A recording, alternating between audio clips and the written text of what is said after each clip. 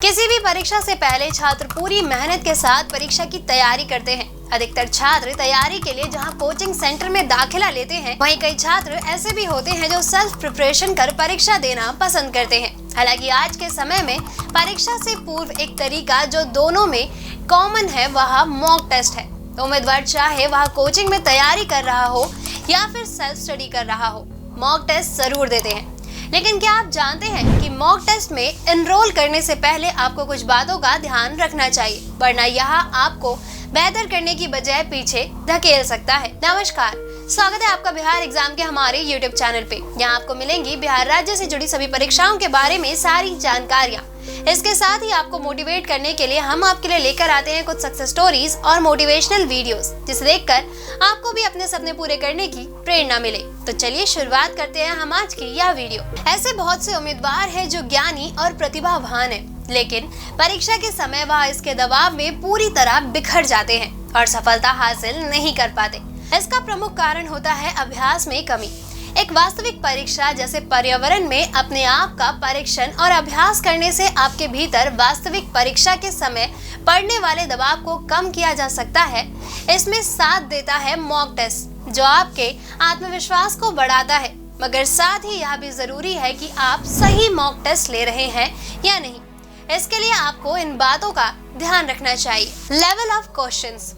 दोस्तों, आपको किसी भी कोचिंग सेंटर में टेस्ट सीरीज में एनरोल करने से पहले उसके कुछ सैंपल क्वेश्चन देख लेने चाहिए। कई बार कोचिंग अपनी धाक जमाने के चक्कर में ऐसे सवाल पूछते हैं जिनका परीक्षा से कोई सरोकार नहीं होता। तो ऐसा भी होता है कि टेस्ट तैयार करने वाले लोगों की ही जानकारी सीमित होती है, जिसके चलते वह बहुत ही औसत या उससे भी निचले दर्जे के सवालों से टेस्ट तैयार करते हैं। इन दोनों ही परिस्थितियों में आपको वो टेस्ट नहीं लेना चाहिए। Time bound test.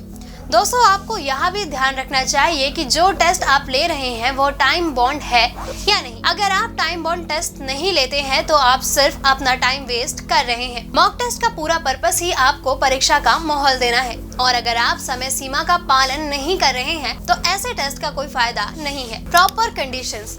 Mock test भले ही प्रिपरेशन के लिए होते हैं, लेकिन उसका मकसद तभी पूरा हो पाएगा जब वह परीक्षा के असली माहौल का भी पालन करते हो। जैसे परीक्षा देते समय पिन ड्रॉप साइलेंस होना बहुत जरूरी है। इसलिए टेस्ट में एनरोल करने से पहले आपको इस बात का ध्यान देना चाहिए कि एग्जाम की कंडीशन कैसी होती है। कहीं ऐसा तो नहीं परीक्षा देते समय आप शोर शराबे से परेशान रहे या आपके क्लास में बार बार कोई इंटरप्शन हो रही हो। Are all the portions being covered. जो परीक्षा आप देने जा रहे हैं, क्या उसमें सभी पोर्शंस का ध्यान रखा गया है या नहीं, यह समझना बेहद जरूरी है। कहीं ऐसा तो नहीं कि कुछ भागों को ध्यान में रख कर ही पूरा टेस्ट तैयार किया गया है, या कहीं ऐसा तो नहीं कि कुछ टॉपिक्स को जरूरत से ज्यादा महत्व दिया गया है। अगर इन सवालों का जवाब हाँ है तो आपको ऐसे टेस्ट में एनरोल नहीं करना चाहिए। स्वॉट एनालिसिस। दोस्तों, स्वॉट का फुल फॉर्म है S से स्ट्रेंथ, W से वीकनेस, O से अपॉर्चुनिटी और T से थ्रेट्स। इसका उपयोग अक्सर वित्तीय प्रबंधन से जुड़े लोग करते हैं, लेकिन आपको भी मॉक टेस्ट में इसी का एनालिसिस करना चाहिए। अगर आपके टेस्ट से यह विश्लेषण नहीं हो पा रहा तो इसका मतलब है कि आपका टेस्ट ठीक नहीं है और आपको किसी और टेस्ट में एनरोल करना चाहिए जो आपको स्वॉट एनालिसिस देता हो। मॉक टेस्ट एक ऐसा टूल है जिसका सही उपयोग करने से ही हम अपनी तैयारी को धारदार बना सकते हैं, वरना हम इसका गलत उपयोग करते हुए अपना समय नष्ट कर रहे होंगे और हमें पता भी नहीं चलेगा। दोस्तों, अगर आपको हमारा ये वीडियो पसंद आया हो तो इसे अपने दोस्तों के साथ भी जरूर शेयर करें, और अगर आपके पास हमारे लिए कोई भी सवाल हो तो इसे कमेंट में लिख के हमें जरूर बताएं।